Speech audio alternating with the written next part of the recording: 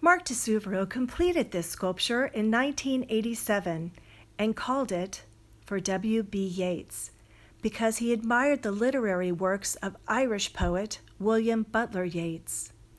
The poem, called Among School Children, was written by Yeats in 1928, and it inspired this sculpture.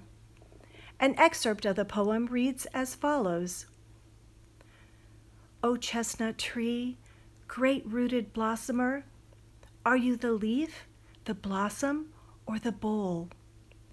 O body swayed to music, O brightening glance, how can we know the dancer from the dance? This large steel sculpture actually moves.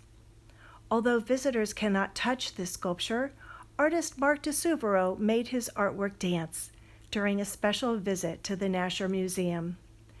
Notice how the sculpture twirls and sways in circles around a central point, much like the dancer mentioned in the poem. So do you have a favorite poem or book? How could you set the words and the rhythm of the verse to movement?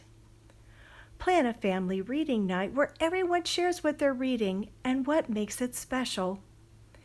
Think of how you could make what you're reading come to life through movement.